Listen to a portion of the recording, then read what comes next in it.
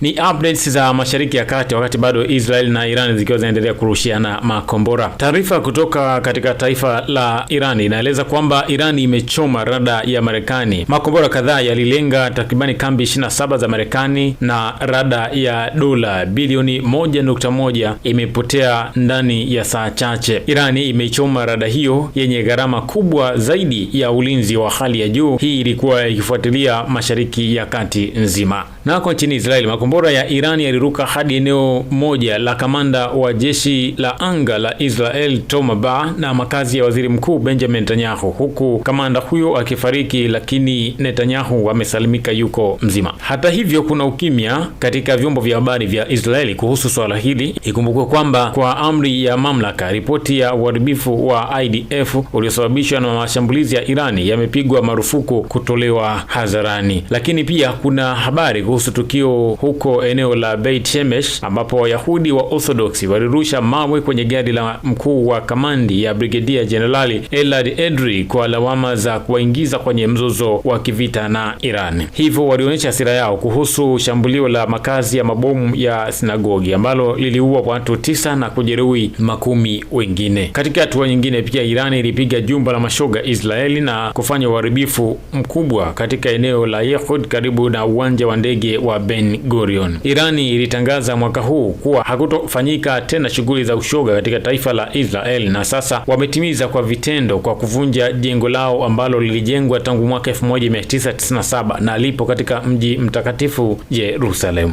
Nako Beit Shemesh, ndugu watatu vijana walikuwa miongoni mwa waliouawa katika kombora la Irani lilipotua katika eneo la makazi katika jiji hilo la Beit Shemesh karibu na Jerusalem, kulingana na ripoti za manispaa la eneo hilo. Nako Irani, Ali Rarijani, afisa mkuu wa Irani, amesema kwenye mitandao ya kijamii kwamba vikosi vya jeshi la nchi hiyo havihusiki katika mashambulizi yoyote ambayo yanalenga makazi. Zaidi wao wamelenga kwenye maeneo makuu ya malengo yao. Amesema, tutajilinda vikali na ustaarabu wetu wa miaka 6000 bila kujali gharama, na tutawafanya maadui zetu wajute kwa makosa yao ya kukosea hesabu, aliandika kwenye ukurasa wa X, akisisitiza kuwa Irani haitasalimu amri na huenda isiende kwenye makubaliano na Marekani. Ndege 4 pia za kivita za Ugiriki za F-16 zimetua nchini Cyprus leo Jumatatu ili kuimarisha usalama wa nchi hiyo baada ya ndege isiyo na rubani kugonga kambi ya kijeshi ya Uingereza ambayo ilitambulika baadaye kuwa itoka nchini Iran. Shambulio hilo la ndege isiyo na rubani lilisababisha uharibifu mdogo, kulingana na rais wa Cyprus Nikos Christodoulos. Ndege zingine 2 zisizo na rubani ziliruka kuelekea Rafu Aklioti muda mfupi baada ya adhuhuri Jumatatu, ambapo zilizuiliwa baada ya ndege 2 za kivita za Typhoon za Uingereza na ndege nyingine 2 za kivita za F-35 kuangushwa kutoka kambi hiyo. Naye msemaji wa serikali ya Cyprus, Konstantinos Letimbiotis, aliandika kwenye ukurasa wa X kwamba kuwasili kwa ndege hizo za F-16 kulifanyika kwa ushirikiano wa karibu na taifa la Ugiriki, ambayo pia ilikuwa ikituma meli 2 za kivita zenye mfumo wa kupambana na ndege zisizo na rubani za Irani. Nayo nchi ya Falme za Kiarabu imesema ilizuia makombora 9 ya masafa marefu na 6 ya ndege zisizo na rubani 148 siku ya leo hii Jumatatu. Wizara ya Ulinzi ilisema imezima mamia ya ndege zisizo na rubani ya Irani na makombora tangu mashambulizi hayo yaanze Jumamosi, kujibu mashambulizi ya mabomu kati ya Marekani na Israel. Wakati hayo yakiwa yanaendelea, naye rais wa Uturuki Recep Tayyip Erdogan amekosoa mashambulizi dhidi ya Irani ambayo yamefanywa na Marekani na Israeli kama ukiupaji wa wazi wa sheria za kimataifa, akiongeza kuwa Uturuki inashiriki maumivu ya watu wa Irani. Akizungumza katika chakula cha jioni cha kufunga Ramadhani huko jijini Ankara, Erdogan amesema Uturuki itaongeza mawasiliano yake katika ngazi zote hadi kusitisha mapigano kufikiwe na utulivu kupatikana katika eneo hilo, akiongeza kuwa muendelezo wa mzozo huo una hatari kubwa kwa eneo hilo na ulimwengu ambao hakuna mtu angeweza kushughulikia. Nako Irani, baada ya taarifa za kifo cha kiongozi mkuu wa nchi hiyo, leo hii watangazaji wa televisheni ya taifa ya nchi hiyo wametangaza kwa huzuni kifo cha mke wa kiongozi mkuu wa Irani Ayatollah Ali Khamenei, siku moja baada ya mtangazaji kulia kwa huzuni kutokana na kifo cha kiongozi huyo. Mke wa kiongozi mkuu wa Irani amefariki leo baada ya kuugua kutokana na majeraha aliyoyapata katika shambulio la anga la Marekani na Israeli lilomuua mumewe. Vyombo vya habari vya serikali vya Irani viliripoti Jumapili kwamba binti wa Khamenei, mjukuu wake na mkwe wa Khamenei pia walifariki katika shambulio hilo sambamba na kiongozi huyo. Picha zilizopigwa katika mitaa ya chini ya ardhi ya Tehran zinaonyesha umati mkubwa wa wanawake wakiomboleza. Walionekana wakiwa kando ya jukwaa la treni huku wakipiga kelele za huzuni. Mwanamke huyo aliyefahamika kwa jina la Bakhzadi aliolewa na Khamenei mwaka 1965 na walikuwa na watoto 4 wa kiume na 2 wa kike katika ndoa yao. Kwingineko ni katika taifa la Lebanon ambako jana usiku Hezbollah, kundi la wanamgambo wa Shia wa Lebanon ambao wamekuwa wakiungwa mkono na Irani, walirusha makombora katika mji wa Haifa nchini Israel.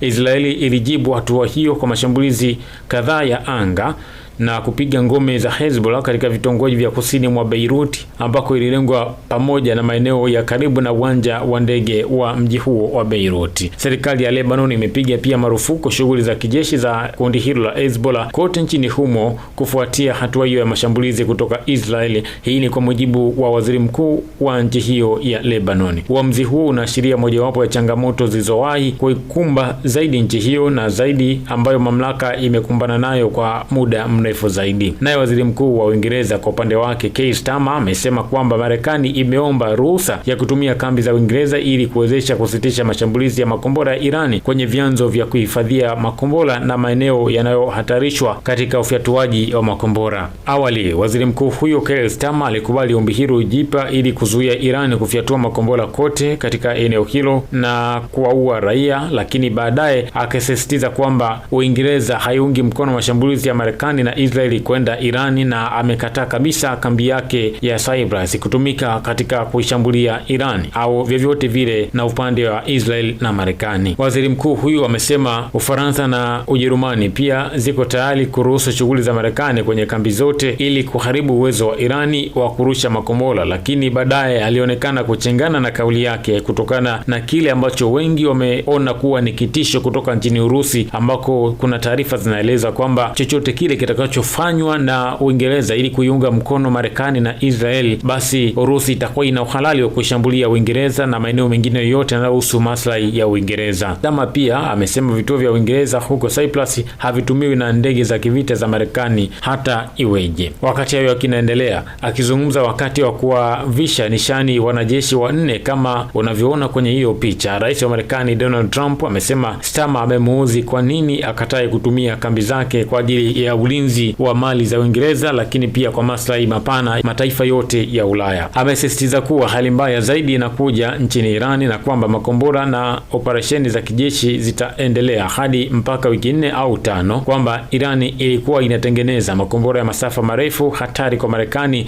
na nyuklia ambayo pia ni hatari kwa Marekani na Israel na maslahi mapana ya mataifa mengine washirika wake pale Mashariki ya Kati. Hii ni ripoti ya jioni na tutaendelea kukuletea taarifa kwa kadri ya zitakavyokuwa zinajili. Hii ni Msasa Media, Msasa kisasa zaidi.